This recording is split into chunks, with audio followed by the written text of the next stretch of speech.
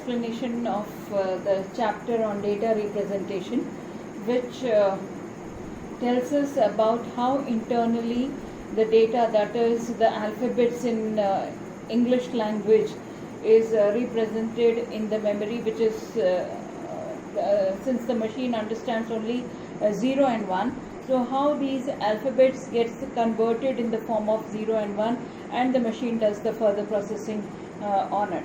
So every character on the keyboard, whether it is alphabets, whether it is numbers, or whether it is special characters, it has got a special code number attached to it.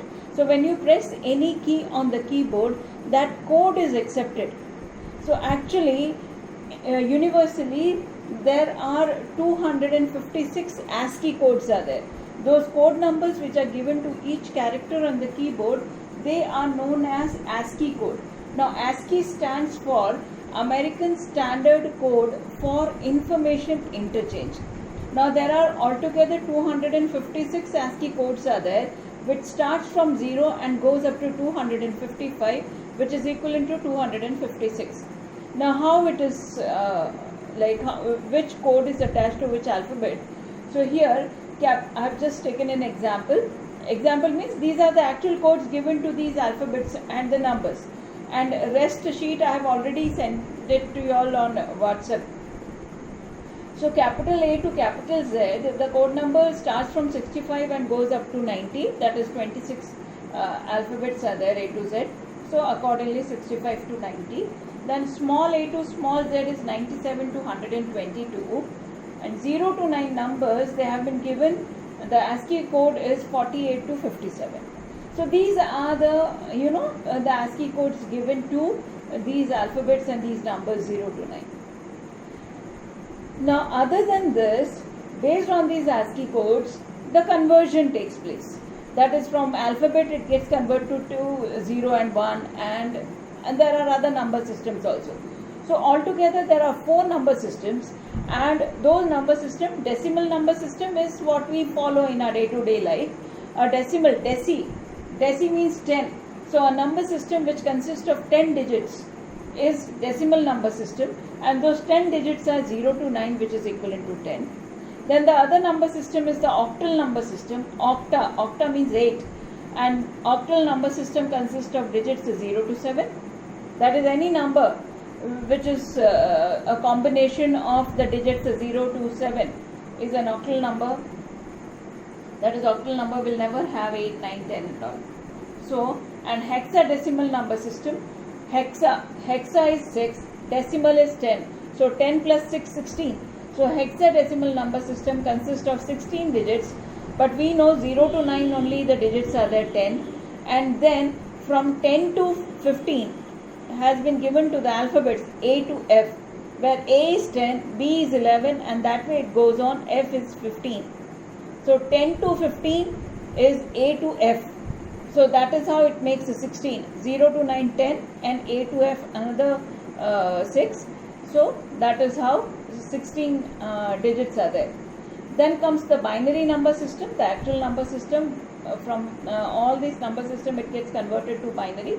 And this binary, bi means 2. So a binary number system, a number system which consists of 2 digits, and those 2 digits are 0 and 1. So these are the different number systems which is being explained under this particular heading of data representation. Now further after this, what we are going to study is how from one number system we can convert it to another number system. Like for example, if capital A is 65, so how 65 is represented in the memory in the form of binary. So I am taking one example, decimal. 65 is decimal, and decimal is to be converted to binary. That means it has to be converted in the form of 0 and 1. So I take the example of 65. Because I am converting it to binary, bi means 2. So I am going to divide 65 by 2. 2 3s are 6, 2 2s are 4, 1 is remainder. Again I will divide it by 2. 2 1s are 2, 2 6s are 12, completely divisible, so no remainder, 0. 2 8s are 16, 0. zeros are 8, 0, 2 2s are 4, 0, 2 1s are 2, 0, and this 1 which is left down is brought down. And when we try to note down the binary value of 65, we have to note it down from bottom to top. So 65 was the decimal number, and the binary equivalent of it is this 1, 1, 2, 3, 4, 5 zeros and 1. So this is the binary equivalent. So when you press alphabet A, it accepts the 65 as the ASCII code of it, and this 65 gets converted in the form of 0 and 1 this way. So this is the binary form of this decimal number.